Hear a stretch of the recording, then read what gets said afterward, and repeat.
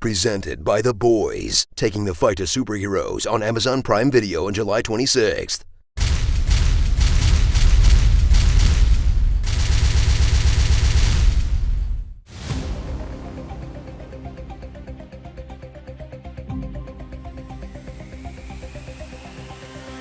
In a world where a bankrupt comic book company sold the film rights to its best characters for peanuts because they thought movies would be a good way to sell more comics, a young executive will do what he can with the rejects that no one wanted and do so well, they get bought out by Disney before it was cool. The Marvel Cinematic Universe, except for Endgame. Welcome to the MCU, a TV series made of movies about comic books, where magic is actually science. Your ancestors called it magic, and you call it science. But not by magic, by technology. Magic. Science. But science is basically magic. Boy Scouts of America? Yes, it is a worthwhile organization. I didn't physically check the crates. And meet your typical MCU protagonist, a loner with no pets, no biological siblings, and whose only friends are their co-workers.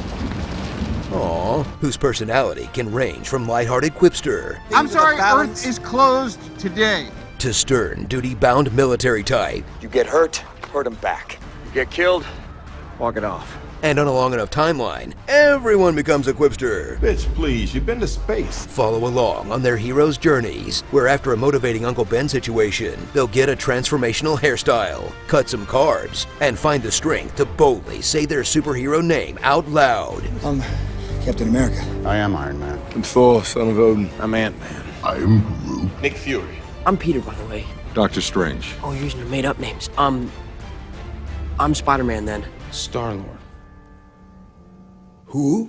But people say a hero is only as good as their villain. And thank God that's not true, or the MCU would be hot garbage. Thrill as they spare 10 minutes to establish a bad guy who's just like the hero, but evil. Or a faceless horde. Can't feel bad if it doesn't have a face. Or actually a pretty awesome character and they're dead. But everyone knows the real villain of the MCU is dads. He was cold, he was calculating. He never told me he loved me, he never even told me he liked me. You favored Thor all these years. You were wrong to turn your backs on the rest of the world. Everything I hate about myself, he told me.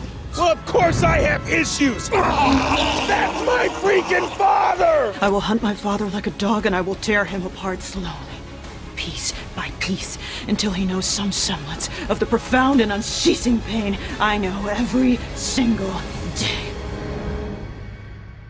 Yeah. Tremble before the girth of a meticulously planned story told across 23 separate movies, all about Thanos killing half the universe. Well, first he has to get an Infinity Gauntlet. No, not that gauntlet. I'll do it myself. Yeah, that one. And then gather the Infinity Stones. Well, send proxies to get them. And he gives one away, but eventually he'll get the stones. Some aren't stones. While the other relics often appear as stones, the ether is fluid. But then he'll kill half the universe, which also doesn't make much sense. Oh, also, the timeline doesn't work out. Maybe this wasn't so planned out after all. But the films do sort nicely into 3 distinct phases. The conventional pop songs phase, the boundary-pushing experimental phase, then the woo, we can do no wrong, I'm a golden god phase. And if Rock Docs have taught me anything, phase 4 will have the MCU puking in the gutter, wondering where it all went wrong. Journey from the farthest reaches of Viking space, to alternate dimensions, to the wonders of Earth. Oops, that one's Utopia. And marvel at how everything still kinda looks and feels the same, as visionary indie filmmakers are funneled into the Marvel style of overlit digital video where everything is CGI. Every story is full of sexless romance that never takes off. No! Oh, what the hell? Bloodless violence that never leaves more than a couple of forehead scrapes. All that for a drop of blood. Lifeless soundtracks with more dad rock than you can shake a pair of middle-aged screenwriters at. Feels so good. Chuck Mangione, 1977. Marvin Gaye, 1972, Trouble Man soundtrack. Hooked on a feeling. Blue Swede, 1973, that song belongs to me! Or toothless comedy that's just saying pop culture things. So this orb has a real shiny blue suitcase, Ark of the Covenant, Maltese Falcon sort of vibe. I loved you in A Christmas Story. Shooting Knight Rider or touring with his band in Germany. No hard feelings, Point Break. You got a mean swing. We'll build my new Lego Death Star. What? Try me, Beyonce. That man is playing Gallagher. You ever see this really old movie, Aliens? We're getting no help from Flash Gordon. I'm very poppin', y'all. Shall we play a game? I can Footloose the movie. Exactly like Footloose. Squidward. Grimace. Legolas. Personal flying monkeys. I understood that reference. Blue Lagoon. Gandalf and Harry Potter. Oops, that's Pixels.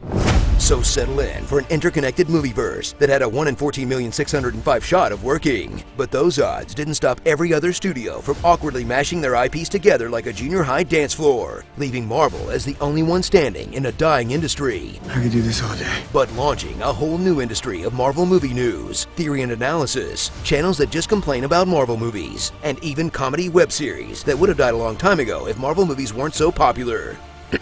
So one way or another, in the end, everyone's getting paid by Disney. You shills.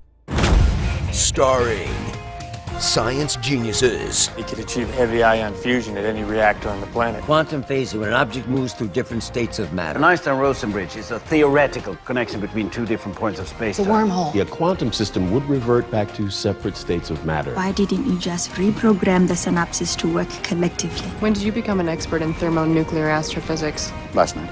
Jumping out of airplanes.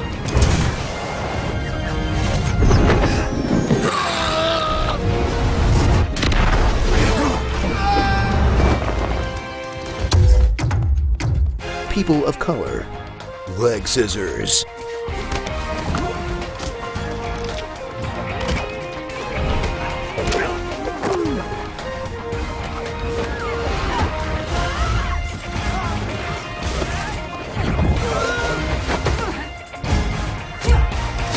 Trains?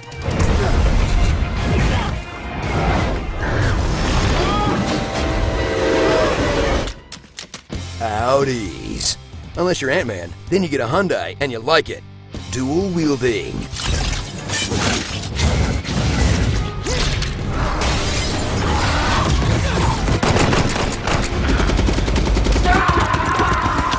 Dig measuring.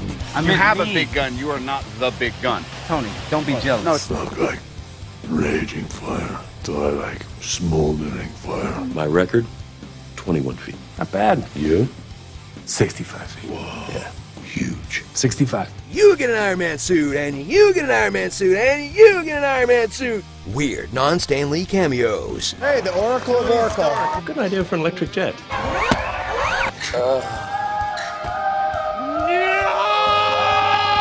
Multi-hit combos!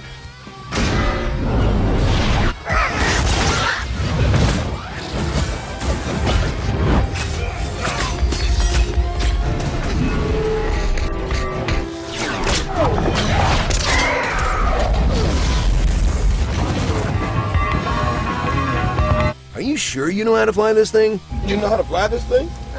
We'll see. I thought you said he knew how to fly this thing. I said, how hard could it be? Here, take the wheel. No, I don't know how to fly one of these. You're a scientist. Use one of your PhDs. And never forget that for all of Guardians 1, they're sitting in Star-Lord's jizz. If I had a black light, this would look like a Jackson Pollock painting. Ugh, gross, dude. The never-ending story. Oh man, we forgot to say anything about the ABC shows, Netflix series, one-shots, and spin-offs. So did Kevin Feige. This episode was brought to you by The Boys, a new series on Amazon Prime Video, premiering on July 26th. It's the first episode of our new series, Fandom Uncovered, all about Twilight fans. Yes, do we have the healthiest history with Twilight? Not so much. But should you check out the official launch of our new series? Heck yes you should.